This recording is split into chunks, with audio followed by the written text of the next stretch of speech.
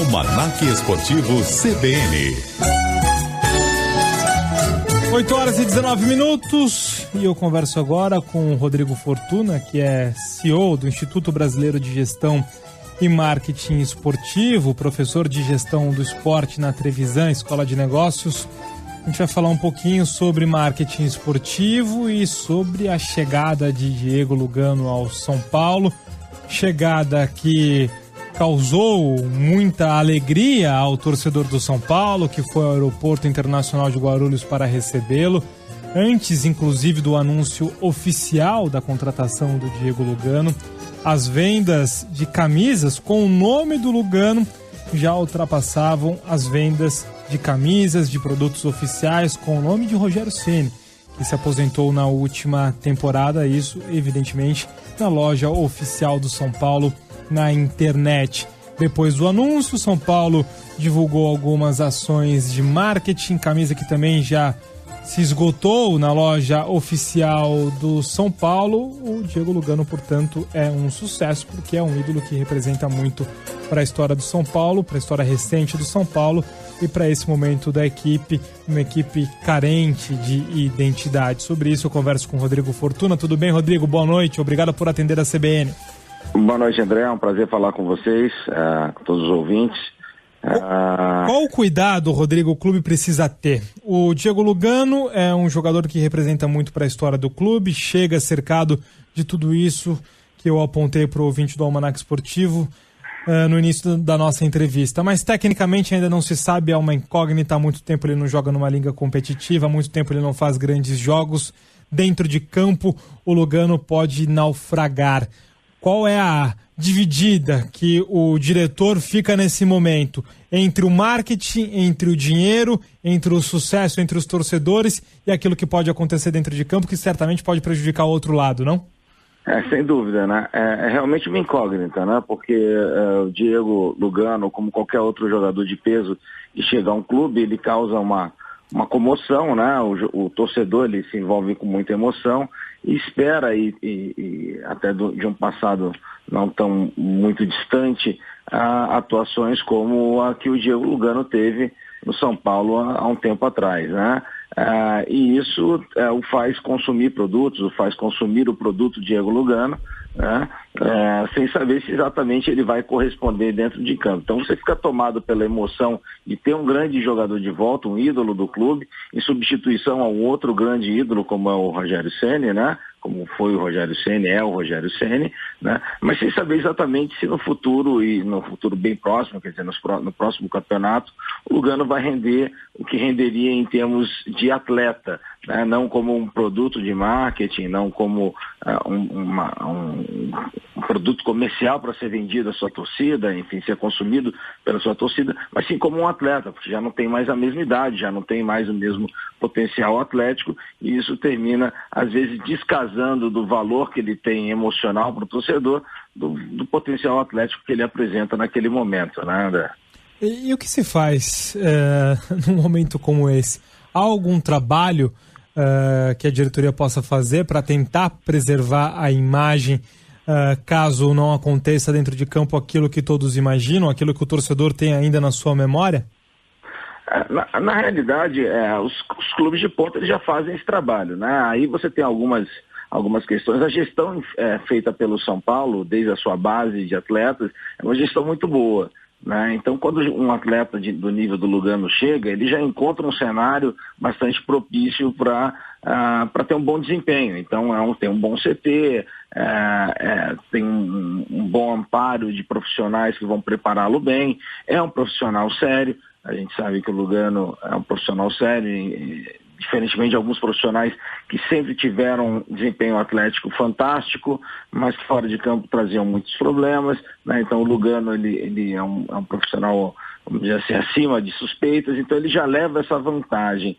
Mas não há como controlar o resultado, né? O futebol é bonito por isso, né? O time é bonito por isso. Você não consegue controlar o resultado, o desempenho do próprio atleta. Você consegue mitigar os riscos, e é isso que o São Paulo vai fazer ao longo do tempo, né? Ao longo do período de treinamentos, vão desenvolver trabalhos específicos para o Lugano, e poupá-lo se caso ele não venha a produzir o que é esperado dele, né? Então existe sim realmente todo um planejamento da diretoria do São Paulo, possivelmente para que ele vindo a ter um bom desempenho, ótimo, maravilha, correspondeu àquele investimento que está sendo feito, tudo que se espera de um ídolo como o Lugano, mas ao mesmo tempo, se caso ele não venha corresponder 100%, 90%, 80%, enfim, daí para baixo, ele vai estar amparado por uma série de ações que não vão expô-lo, não vão expor o jogador a uma situação que coloque em xeque tudo que ele já fez pelo clube e tudo que ele é como um atleta, né, de seleção, enfim, é um atleta de alto potencial. Não só no futebol, mas falando de marketing esportivo de uma maneira um pouco mais genérica, a gente não consegue dissociar o marketing, a campanha publicitária do resultado técnico do resultado esportivo, não?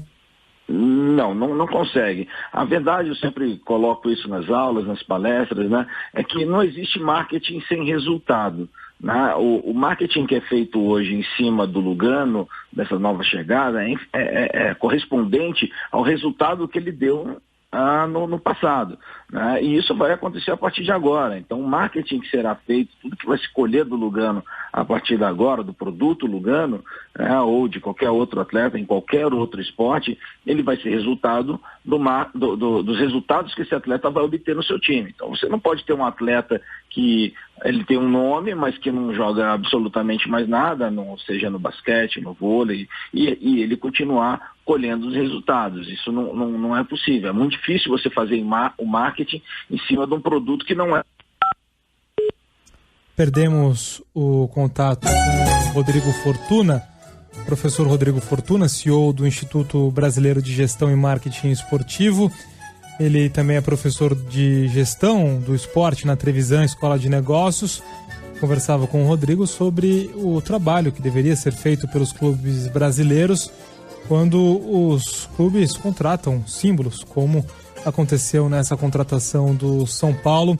E o Rodrigo justamente falava sobre isso. Nós perdemos a comunicação, já recuperamos o contato com o professor Rodrigo Fortuna. Professor, por favor, conclua o seu raciocínio.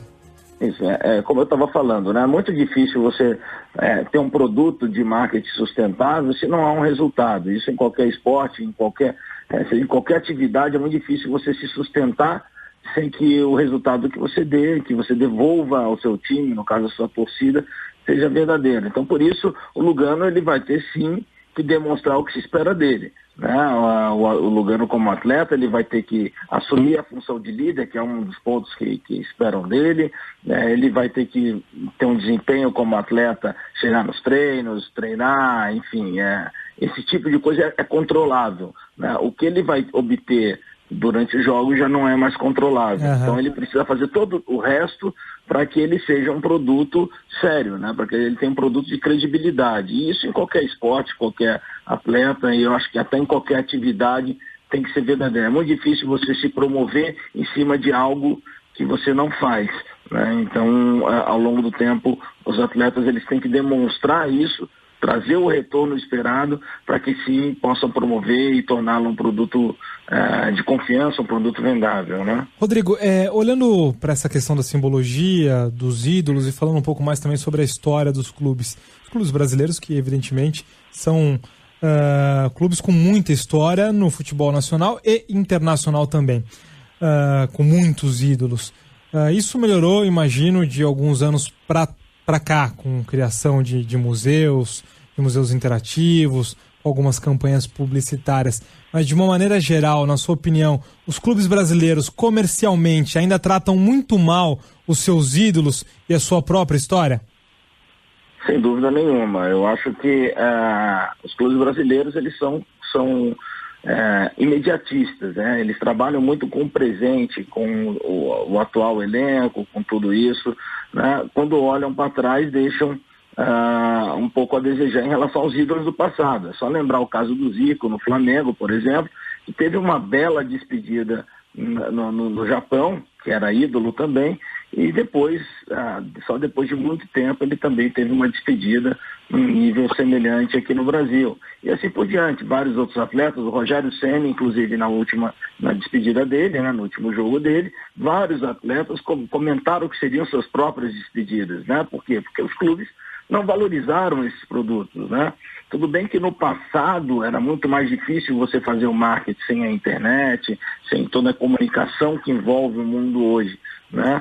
Então isso dificultava você divulgar um determinado atleta, um determinado esporte, né? Hoje a gente sabe de esportes através da novos, como foi o caso do curling na Olimpíada de Inverno, é um esporte que nunca tinha chegado para o Brasil. Então a comunicação facilitou isso. Então os clubes, ao longo do tempo, eles estão começando a entender que os ídolos do passado, eles correspondem, né, aos resultados que esses clubes tiveram no passado. O próprio Barcelona, ele se tornou Barcelona depois de uma ação que foi desenvolvida na época das Olimpíadas de Barcelona, de resgate do orgulho de torcer pelo Barcelona, quando resgataram o slogan Masking Club, que era um slogan muito antigo da época da Revolução, e eles tornaram esse slogan moderno para quê? Para retomar os valores do clube. E é isso que falta hoje. Hoje os clubes, eles perdem os seus valores ao longo do tempo. Eles perdem os seus valores deixando os seus ídolos de lado. Porque quem traz os valores são as pessoas.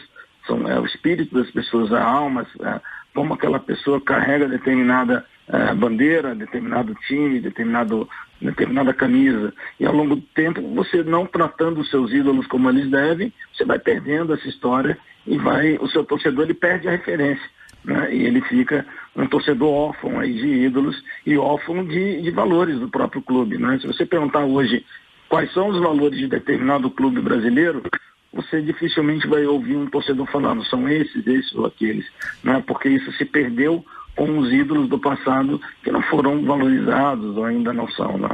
Rodrigo, a gente está atrasado já para o Repórter CBN, mas eu tenho mais uma pergunta para lhe fazer, que é assunto do dia. Imagino que você tenha acompanhado também a polêmica em torno do lançamento da terceira camisa do Flamengo, uma peça publicitária que foi lançada pelo Flamengo e pela patrocinadora que produz os uniformes do Flamengo, a Adidas. A peça publicitária que foi feita em parceria com o blog Desimpedidos, que é um blog que faz humor com o futebol, humor com o esporte. E nessa peça publicitária, um dos personagens do site Desimpedidos chama o Flamengo de Framengo. E isso caiu muito mal nas redes sociais. O torcedor do Flamengo não entendeu, não gostou da brincadeira, não gostou do lançamento realizado em parceria pelo Flamengo e pela Adidas. O que o clube pode fazer numa situação dessa? Olha, toda peça publicitária, toda campanha publicitária, ela é um risco, né? Ela tem a chance do sucesso e do insucesso. Infelizmente, e principalmente no futebol, depois da modernização desse futebol, das novas arenas, se tornou um pouco intolerante a algumas ações. Então, recentemente, a gente teve uma ação também do Flamengo junto ao seu patrocinador esportivo, na qual eles brincavam com a camisa do Botafogo, que foi muito mal digerida pela diretoria do Botafogo. Nessa nova ação, a questão do Flamengo. E eu entendo perfeitamente o que isso quer dizer, né? Eu frequentei muitos anos no Maracanã, entendo isso, e sei que isso é uma brincadeira com a base, com uma parte da torcida do Flamengo, realmente pessoas bastante simples, e que tratam o Flamengo de forma carinhosa. E hoje, com essa situação de você falar Flamengo, qualquer nome de time, né? Brincar com os mascotes, com os apelidos, muita gente termina não tolerando, mas é um risco sempre, né? Só que quando a gente fala que parte da torcida do Flamengo não digeriu bem, ou parte disso, ou parte daquilo, né? Naturalmente outra parte digeriu aquilo, entendeu essa brincadeira, né? Mas sempre isso se torna um risco. O que tem que ser feito é deixar claro que isso é uma peça publicitária, juntamente com um site de humor, né? Ou seja, é uma coisa de humor, né? E levar isso realmente na brincadeira. Isso de forma alguma vai denegrir a imagem do clube, da camisa, ninguém vai deixar de ser Flamengo por causa de uma brincadeira dessa, mas naturalmente as críticas aparecem e tem que ser lidado com isso. De qualquer maneira, toda publicidade, a não ser que aquela máxima que fala, falem mal de mim, mas falem de mim, né? Isso é publicidade de qualquer forma. A pessoa, falando sobre o que ocorreu, vai divulgar mais e essa camisa vai ser ainda mais conhecida, enfim, vai ter mais um away em cima dessa camisa do que de fato teria efetivamente só com uma peça comum. É um risco que se corre, ele pode vir pelo bem e pelo mal, mas isso é publicidade, ocorre dessa maneira e não tem como se controlar. Rodrigo Fortuna, muitíssimo obrigado pela entrevista aqui na CBN, uma boa noite. Muito obrigado, André, pela oportunidade, uma boa noite para vocês e até a próxima. Conversei com o Rodrigo Fortuna, CEO do Instituto Brasileiro de Gestão e Marketing Esportivo, sobre a relação dos clubes brasileiros com ídolos, o cuidado que os clubes deveriam ter e do resultado dentro de campo, o resultado esportivo que está diretamente ligado ao resultado que o marketing pode oferecer, ao resultado comercial que o marketing pode oferecer ao clube. 8h34, estamos atrasados. Vem aí o Repórter CBN, voltamos já. Almanaque Esportivo CBN.